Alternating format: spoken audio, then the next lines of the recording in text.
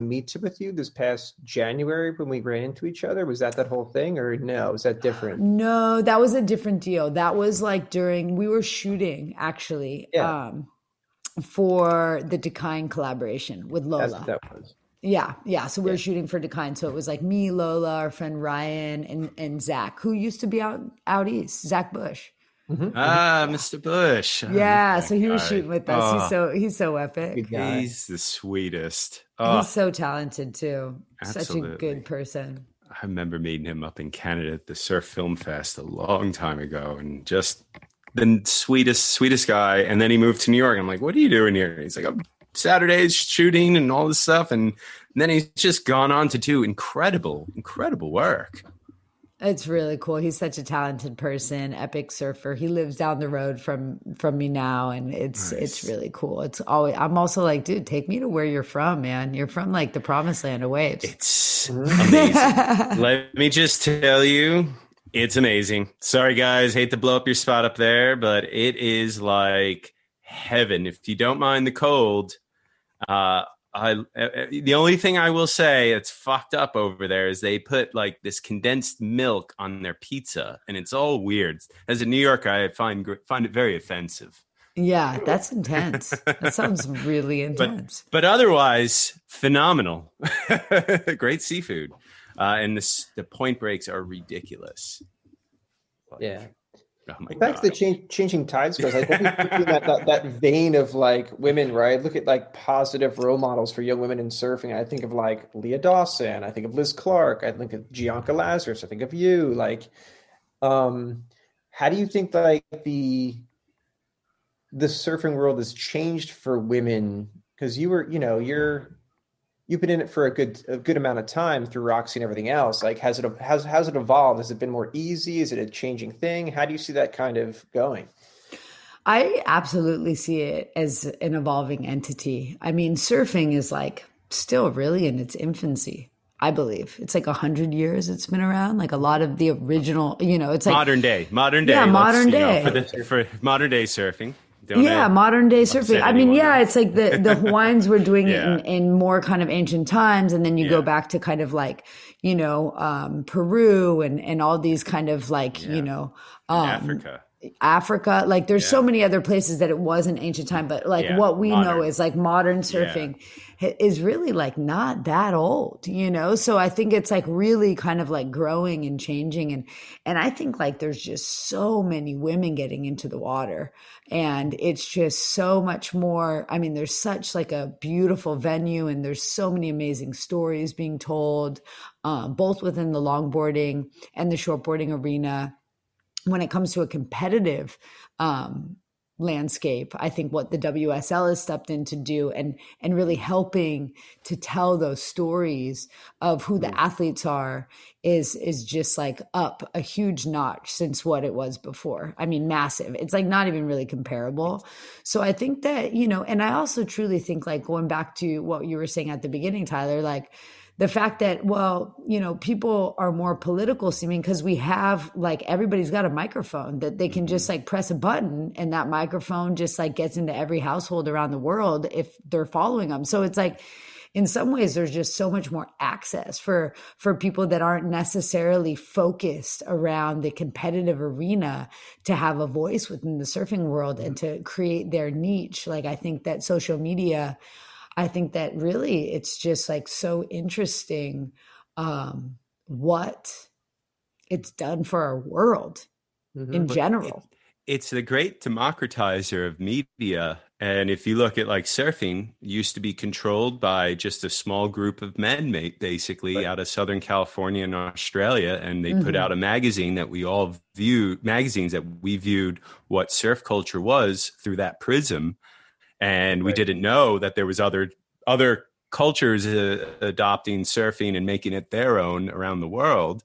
And now, and particularly, they controlled the access for women and photographs getting seen. So if you don't see women surfing, why would you even think, oh, I can go do that? A lot of times you have to see it to believe it, I think. And social media has opened this up. And now you have like, Sierra Kerr and these other young girls who are social media stars, and they're being projected to girls around the world who are seeing what they're doing. And they're like, I can do that.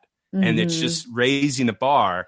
And I think in like 20 years, I don't think they're really, I think men and women surfing wise will be very on par, skill and technique. That's exactly it. Yeah, absolutely. I think so. And it already is there. I mean, you look at some of the big wave surfers and even big wave what's surfing, going on. Yes. Justine DuPont. Holy crap. Oh my God. Yeah. Dude, she's like an old friend, used to surfboard contest when we were a kid. We so gnarly. Like, we didn't see her for a couple of years. Her dad had like an Italian in a pizza shop up in like San Fran. Didn't see her for a few years, and all of a sudden she's charging Mavs. I was like, "What do you like? You're so gnarly." It's really cool. I think it's just an exciting time. I think also too, it's just like time is so different than it was. Like, things move so fast and trends come and go so quickly. It's like, I mean, the soft top craze, that thing popped up out of Australia, kind of out of nowhere. And then all of a sudden it was around the world and everybody had like an 88, you know, and they're so fun to go spin around with no fins on. And, you know, it's like things have these moments because you can like just get it out there and people can see what's going on. And then it's like the level of kids in the water is just like incredible. It's frightening. It's insane. You see these kids, you're like, what's happening? I mean, even just look at like, you know, Tosh, Joel's kid. It's like, you know what he's doing. You're just like, okay, yeah, your dad's Joel Tudor. And also these kids have access to like seeing themselves instantly. They're all reviewing their stuff and critiquing each other. Video, it's video coaching. It's unbelievable. Yeah, it's video coaching that day. It's like when we would do something like, it was like, you know, somebody like the late great Sonny Miller shooting 35 millimeter film, and I would see it maybe next year. Yeah. If it didn't make, you know, if it didn't get cut, you know, if it didn't get cut. Yeah. It's like also like when I was doing stuff, it was film still, and people were shooting on film. And like, that's why Thomas's movies took 5 years to make each. Cause it was like, you know, film, like truly. So it's interesting.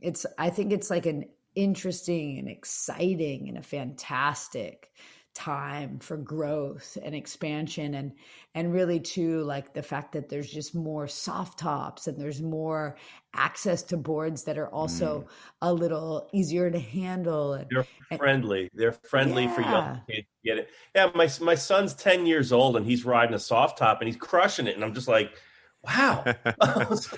On a soft top, I like that. And you know, it's pretty wonderful. Kassia, I just wanted to tell you, I have a buddy of mine up in New Hampshire. Like he surfs up there with his daughter, and his daughter's a freshman in college. And I said, hey, you know, tonight I'm going to be interviewing Kassia. He's like, no way, my daughter loves her. You know, she's such a role model for her. You know, like, I just got to let you know that you're making a huge difference in young girls' perception of themselves and in the sport. I mean, it just is opening so many doors. And to have a friend say like, wow, my daughter's so stoked that you're going to be talking. I was just like, oh, it's so cute, you know? That's cool, man. No, thank you for telling me that. And that's it. It's like the world needs good role models now more than ever. You know, there's so much stuff out there. And I think I just really feel how important it is. And even the fact that like, if I can like even touch or inspire or help to empower like one person, that's, you know, that speaks volumes. And really too, that's like, at the end of the day, like around all of it, it's like, how can we like hold each other up? I really feel that so intensely.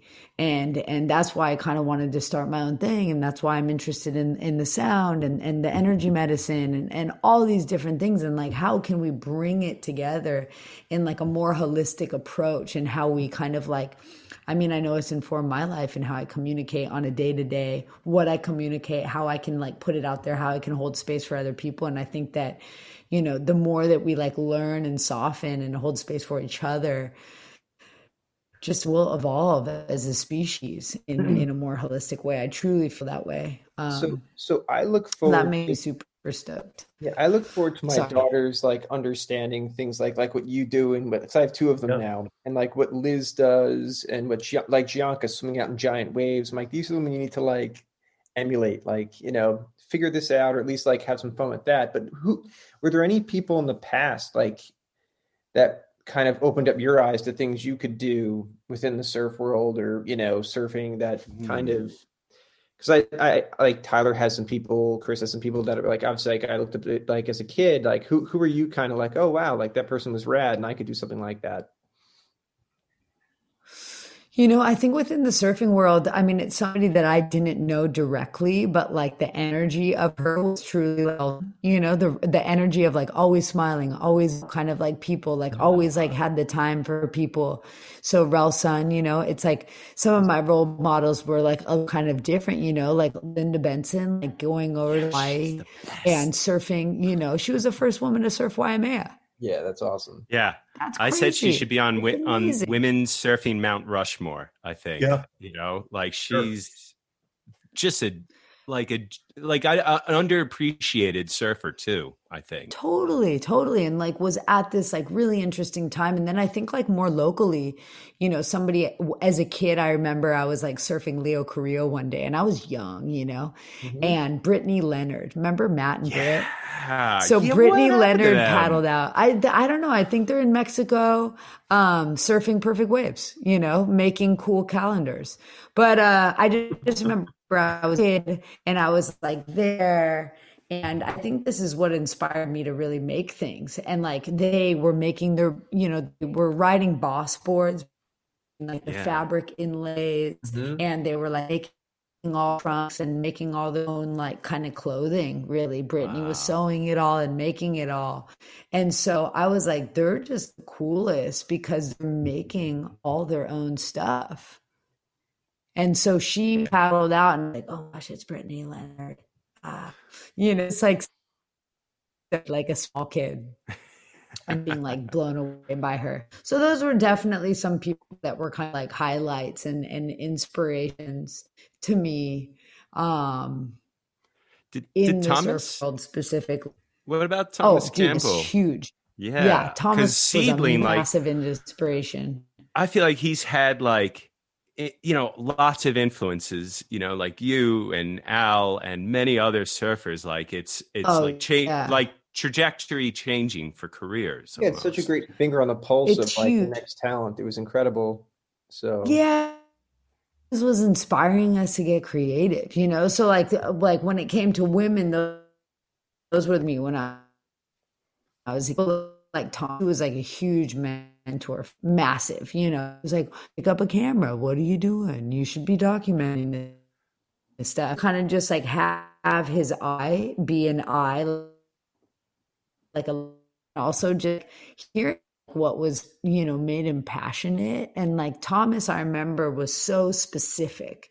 Like he would never settle for anything other than what he wanted to see. Mm-hmm. And that was really inspiring to me because he was like uncompromising in like his vision. And I think that for me was too, it's like, no, dude, this like, even with creating my own company, I'm like, no, this is like how I want it to be. Like I could still have been, I could have still stayed with Roxy and been doing stuff with them, but they just like didn't hold the integrity of like my vision.